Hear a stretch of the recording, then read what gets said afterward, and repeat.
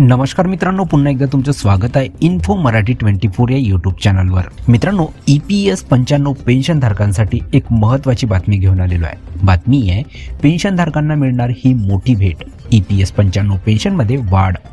मित्रांनो, काय ही बातमी नक्की बघूया, पण त्याआधी जर तुम्ही आपल्या चॅनलवर नवीन असाल तर चॅनलला सबस्क्राइब करून बाजूला दिलेल्या बेल आयकॉनला नक्की क्लिक करा।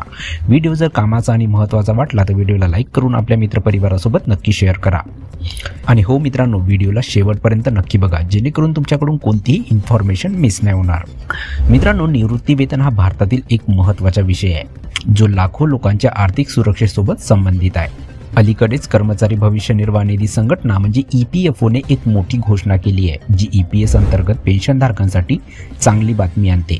या घोषणेनुसार EPS पेन्शनधारकांच्या पेन्शनमध्ये पुढील 10 वर्षात लक्षणीय वाढ होण्याची शक्यता आहे। EPFOने नुकतेच जाहीर केले आहे की पुढील 10 वर्षात EPS पेन्शनधारकांच्या पेन्शनमध्ये लक्षणीय वाढ होणार आहे, जे खालीलप्रमाणे आहे। पहिला आहे महागाई दर। पेन्शनमधील वाढ महागाईनुसार समायोजित केली जाईल। पेन्शनमधील वाढ महागाईनुसार समायोजित केली जाईल। दुसरा आहे आर्थिक वाढ। देशाच्या एकूण आर्थिक स्थितीचा पेन्शन वाढीवर परिणाम होईल।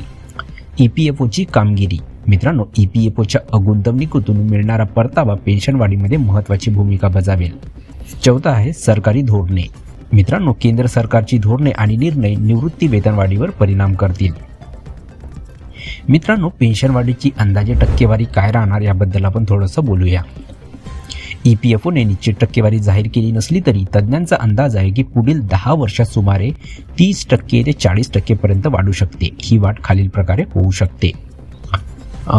पहिला आहे पहिल्या 5 वर्षात 15 ते 20% वाढ। पुढील 5 वर्षामध्ये 15 ते 20% अतिरिक्त वाढ। ही वाढ हळूहळू असेल आणि दरवर्षी पेन्शनच्या रकमेत थोडी वाढ केली जाईल। मित्रांनो, पेन्शन वाढीसाठी पात्रता काय राहणार याबद्दल आपण बघूया।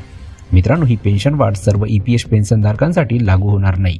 काही मुख्य पात्रता आहेत, त्या खालीलप्रमाणे आहेत। किमान 10 वर्षे सेवा कालावधी, वयाची 58 वर्षे पूर्ण केलेली हवेत, नियमितपणे EPS मध्ये योगदान दिलेले पाहिजे, EPFO रेकॉर्डमध्ये सक्रिय खाते असणं आवश्यक आहे।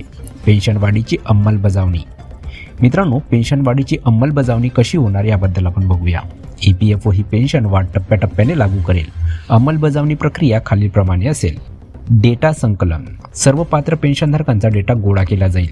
दुसरा आहे वाढीची गणना। प्रत्येक पेन्शनधारकासाठी वाढीची रक्कम मोजली जाईल।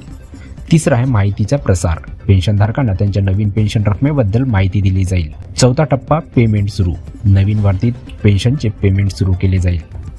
मित्रांनो, पेन्शन वाढीसाठी अर्ज प्रक्रिया काय राहील याबद्दल आपण बघूया। मित्रांनो, पेन्शन वाढीसाठी वेगळा अर्ज करण्याची गरज नाही। EPFO पात्र पेन्शनधारकांना आपोआप ओळखेल आणि त्यांची पेन्शन वाढवेल। तथापि पेन्शनधारकांनी त्यांचे EPFO खाते अद्यतनित केले आहे आणि सर्व आवश्यक कागदपत्रे सादर केली आहेत याची खात्री करावी। मित्रांनो, पेन्शनधारकांसाठी काही टिपा आहेत त्याबद्दल बघूया। मित्रांनो, या पेन्शन वाढीचा पुरेपूर फायदा घेण्यासाठी पेन्शनधारकांनीही काही गोष्टी लक्षात ठेवल्या पाहिजेत। पहिला, EPFO पोर्टलवर तुमचे खाते नियमितपणे तपासा। तुमचे वैयक्तिक तपशील आणि बँक खाते माहिती अपडेट ठेवा। EPFOने जारी केलेल्या सूचना आणि माहितीकडे लक्ष द्या। काही विसंगती किंवा समस्या असल्यास ताबडतोब EPFOशी संपर्क साधा। तुमची वाढलेली पेन्शन हुशारीने व्यवस्थापित करा। तर मित्रांनो, कशी वाटली ही कामाची आणि महत्त्वाची बातमी? जर बातमी कामाची आणि महत्त्वाची वाटली असेल तर व्हिडिओला लाईक करून आपल्या मित्रपरिवारासोबत नक्की शेअर करा। तसेच जर तुम्ही आपल्या चॅनलवर नवीन असाल तर चॅनलला सबस्क्राइब करून बाजूला दिलेल्या बेल आयकॉनला नक्की क्लिक करा। व्हिडिओ बघितल्याबद्दल खूप खूप धन्यवाद।